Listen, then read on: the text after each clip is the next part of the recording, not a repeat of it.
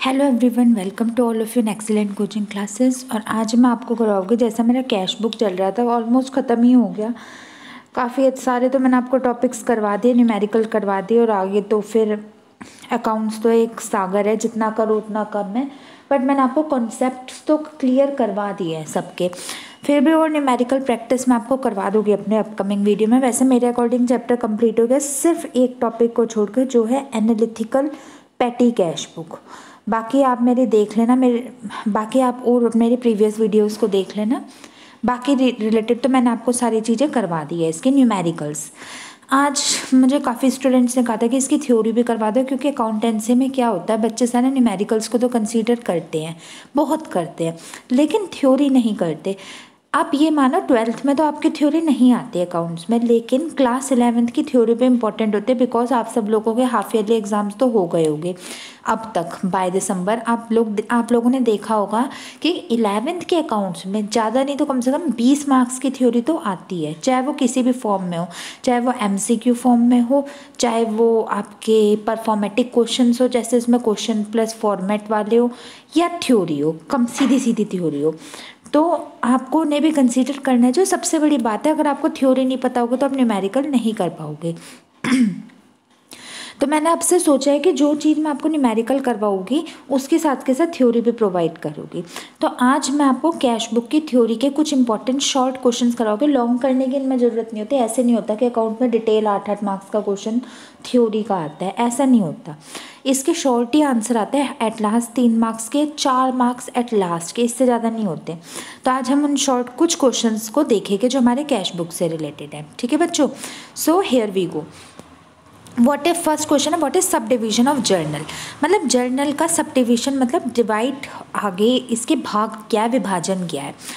तो देखो, it is convenient to maintain a separate book for each such class of transaction, one to record cash transaction and other to record credit transaction. ये आपको पता होगा कि journal के बाद आपकी जो बुक्स बनती है वो 2 भागों में डिवाइड हो जाते हैं। एक होता है आपके कैश को डिनोट करने में, और एक होता है आपके क्रेडिट ट्रांजेक्शन को रिप्रेजेंट करने में। कैश को जो चीज़ आपकी रिप्रेजेंट करती है वो होती है आपके कैश बुक, जो ये हमारा ये वाला चैप्टर है। और जो ट्रांजैक्शन आपके क्रेडिट थिंग्स को, क्रेडिट परचेज को कंसीडर करती है, वो होती है आपकी, इसी का ही पार्ट है स्पेशल बुक पार्ट सेकंड। इसी चैप्टर का सेकंड पार्ट है, वो भी मैं आपका जल्दी स्टार्ट करवाऊंगी, जो कि उसमें आते हैं हमारे sales book, purchase return book और सेल्स रिटर्न बुक। ये आप अपने TS ग्रेवाल या कोई भी बुक जिससे भी आप पढ़ते हो उसे खोल के देखना कि इसके यही डिवाइड होते हैं। तो यानी जर्नल के 2 भाग हो गए। पहला हो गया हमारा कैश बुक, और दूसरा होगा जो हमारे ओनली एंड ओनली। हाँ, एक बात और, इन दोनों के आपस में आप ये मान लो दुश्मनी होती है। कैश बुक कोई भी क्रेडिट ट्रांजैक्शन रिकॉर्ड नहीं करता, और क्रेडिट बुक्स कोई भी कैश ट्रांजैक्शन रिकॉर्ड नहीं करती। खैर छोड़ो, वो मैं आपको न्यूमेरिकल करते हुए समझा दूंगी। जैसा जो मैंने क्वेश्चन मेंटेन किया है वैसे सेम टू सेम अपने नोटबुक में जरूर लिखना, जरूर लिखना। All of these books are called as original book of entry. इनके क्या क्या नाम होते हैं, कई बार टीचर आपको कंफ्यूज करने के लिए सीधा नाम नहीं देती कि सब डिवीजन ऑफ जर्नल, इन नामों से भी दे देते हैं। आप इन नाम को भी याद रखना, books of original entry, primary entry और सब्सिडरी बुक्स। क्या क्या, books of original entry, primary entry और सब्सिडरी बुक्स। ये आपकी स्पेशल फॉर्म ऑफ जर्नल होती है, और इसे ही हम सब डिवीजन ऑफ जर्नल कहते हैं। ठीक है बच्चों, ये क्वेश्चन नंबर 1। होपफुली इसे आपको मैंने अच्छे से डिटेल में एक्सप्लेन कर दिया। अपने नोटबुक पे लिखना, फिर मुझे दिखाना। अब देखो, सेकंड क्वेश्चन हमारा, name the various books of original entries. आप अपनी कुछ ओरिजिनल बुक्स ऑफ एंट्रीज के बारे में बताओ। ओरिजिनल बुक इन्हें क्यों कहा गया है, इसको जो अकाउंटेंट होता है वो खुद मेंटेन, पहले ज़माने में तो मैनुअली हाथ से मेंटेन करता था, और आज के ज़माने में नेट से मेंटेन करता है, लेकिन खुद करता है। जैसे प्राइमरी डेटा होते हैं जो खुद कलेक्ट होते हैं, ऐसे खुद करता है।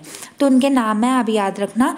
फर्स्ट है आपकी कैश बुक, दूसरी आपकी परचेज बुक, तीसरी आपकी सेल्स बुक, चौथी आपकी purchase return book, 5th sales return book, 6th bills receivable books, 7th bills payable book, और 8th journal proper. Journal proper मतलब हमारा जर्नल ही, सिंपल जर्नल।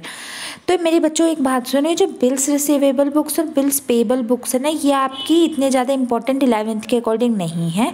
आपकी एक तो कैश बुक एक चैप्टर है आपका, चैप्टर 10, और purchase book, sales book, purchase return और सेल्स रिटर्न, ये आपका सेकंड चैप्टर में, बिल्कुल टफ नहीं है सेकंड चैप्टर आपको, वो भी मैं जल्दी करवाऊँगी। ये बिल्स रिसीवेबल बुक और पेबल बुक इतनी ज़्यादा इंपॉर्टेंट नहीं है आपके अभी के लिए, ठीक है बच्चों।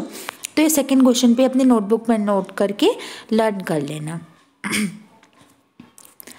अब क्वेश्चन देखते हैं, ये वाला जो क्वेश्चन इंपॉर्टेंट नहीं थे तो वो मैंने थोड़े स्किप कर रखे हैं, मेरी सीक्वेंस आप ये मत समझना थर्ड के मतलब सेकंड के बाद थर्ड क्यों नहीं आया।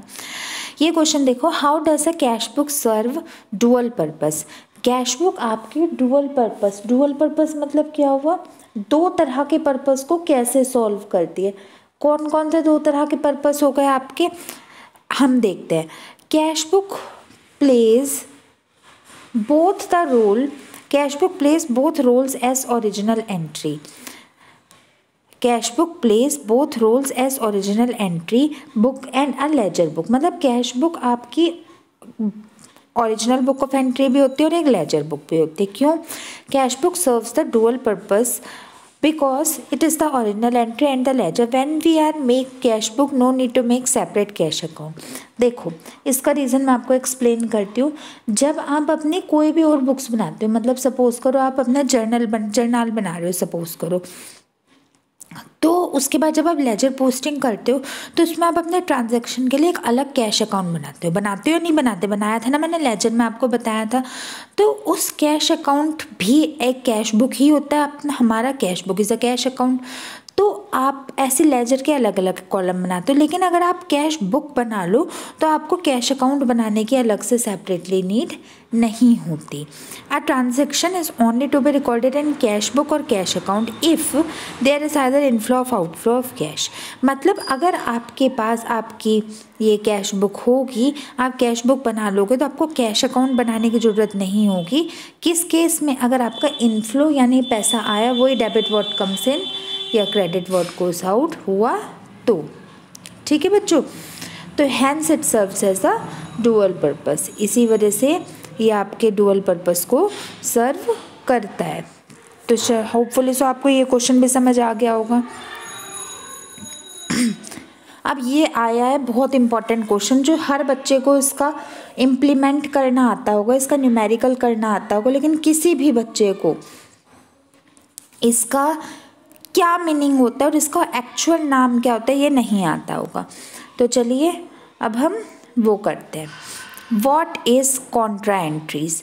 कॉन्ट्रा एंट्रीज हर बच्चे ने न्यूमेरिकल कर लिए होंगे क्योंकि बच्चे भागते ही न्यूमेरिकल्स के पीछे, लेकिन किसी भी बच्चे ने ये कंसीडर नहीं किया होगा कि जो हम ट्रांजैक्शंस को कर रहे हैं उनका एक्चुअल में नाम क्या होता है, और how will you recognize it from among the other entries in cash book. मतलब कॉन्ट्रा एंट्रीज क्या होती है और आप उन्हें कैसे कंसीडर करोगे। तो चलिए ये देखते हैं। देखो मैं आपको बता दूं, कोई आपकी कुछ ऐसी ट्रांजैक्शंस होती थी ना जो आपके कैश अकाउंट में भी जाती थी और बैंक अकाउंट में भी जाती थी, आपके डबल कॉलम कैश बुक के अकॉर्डिंग होती थी ना कुछ ऐसे ट्रांजैक्शन, जो अब मैं भी आपको एग्जांपल भी दूंगी, जो आपके कैश बुक में भी जाती थी और बैंक अकाउंट में भी जाती थी। तो ऐसी ही ट्रांजैक्शन को हम कॉन्ट्रा एंट्रीज कहते हैं। मीन्स कॉन्ट्रा एंट्रीज हमारी वो एंट्रीज होती हैं जो हमारे बोथ कैश अकाउंट और बैंक अकाउंट को अफेक्ट करते हैं। करी होगी ज़रूर आपने की होगी इसके न्यूमेरिकल पोर्शन में, बट आपको उसका एक्चुअल नाम नहीं पता होगा, आज आपको पता चल गया। Some transactions are recorded in 2 column cash book which relate to both cash and bank, that is balance of one will increase other will decrease, such transaction are called as contra entries। तो ये वही हमारी entries हो गई जो हमारे दोनों को अफेक्ट करती है। कुछ मैं आपको इसके एग्जांपल देती हूँ, आप वैसे समझ तो गए ना कॉन्ट्रा एंट्रीज क्या होती हैं, मैं फिर भी आपको इसके कुछ और एग्जांपल देती हूँ। देखो पहला एग्जांपल हो गया इसका, कैश डिपॉजिटेड इनटू बैंक। आपने अपना कैश को डिपॉजिट किया बैंक में, तो आपके पास से कैश चला गया और बैंक का अकाउंट में कैश बढ़ गया, तो यही हमारी कॉन्ट्रा एंट्रीज होती है जो हमारे बोथ अकाउंट, हमारे दोनों अकाउंट को अफेक्ट करती हैं। ठीक है। Second, cash withdraw from bank for office use. आपने कैश निकाल लिया अपने बैंक से ऑफिस यूज़ के लिए, तो कैश के पास से तो आपका चला गया और इसके बाद आपका बैंक अकाउंट भी बढ़ गया। तो ये हमारी कॉन्ट्रा एंट्रीज होती हैं जो दोनों अकाउंट्स को अफेक्ट करती है। ठीक है, अब हम करते हैं what is cash book, explain the statement cash book is a journalized ledger. ये भी इंपॉर्टेंट क्वेश्चन है, ध्यान से देखना।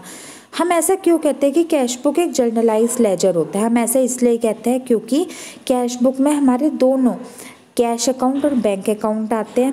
इसमें हमारे लेजर अकाउंट भी मतलब इस ट्रांजैक्शन में कैश बुक में हमारे कैश अकाउंट और लेजर अकाउंट दोनों अकाउंट आते हैं, इसलिए ये हमारी कैश बुक जर्नलाइज्ड लेजर कहलाती है। ठीक है, और वही बात है, इसमें भी नो सेपरेट कैश अकाउंट बनाने की ज़रूरत होती है। फिर व्हाट इज़ पेटी कैश बुक, ये आपको पता होगा। पेटी एक्सपेंसेस होता है हमारे छोटे छोटे खर्चे। पेटी कैश बुक हमारी एक ऐसी बुक होती है जो हमारे छोटे छोटे खर्चों को रिकॉर्ड करने में हेल्प करती है। जैसे रिसिप्ट हो गई हमारी कार्टेज एक्सपेंस हो गया, कन्वेंस एक्सपेंस हो गया, स्टेशनरी एक्सपेंस हो गया, स्टोरेज एक्सपेंस हो गया, या इसमें आपके लार्ज पेमेंट ना करके हमारे छोटे छोटे पेमेंट्स करने होते हैं, उसे भी हम पेटी कैश बुक कहते हैं। ठीक है, तो बच्चों मैंने आपको ये क्वेश्चंस करवा दिया, होपफुली सो आपको समझ आ गए होंगे। फिर भी अगर आपके दिमाग में कोई डाउट होता है तो आप मेरे से पूछ लेना। आप इन्हें अपने नोटबुक में नोट डाउन ज़रूर करना और इसी लैंग्वेज में करना। भले लिख लेना अपनी कॉपी में, मतलब नोट्स बना लेना। भले लर्न अगर आपको करना हो तो थोड़ा बहुत अपने लैंग्वेज में बना लेना, that is no problem, but लिखना ज़रूर है अपनी नोटबुक में। और फिर भी कोई डाउट हो तो मेरे से पूछ लेना। मेरा ये चैप्टर ऑलमोस्ट ख़त्म होने को है, 1-2 दिन में ख़त्म करवा दूँगी। तो चलिए मिलती हूँ फिर अपने नेक्स्ट वीडियो में। Till then good bye and thank you so much.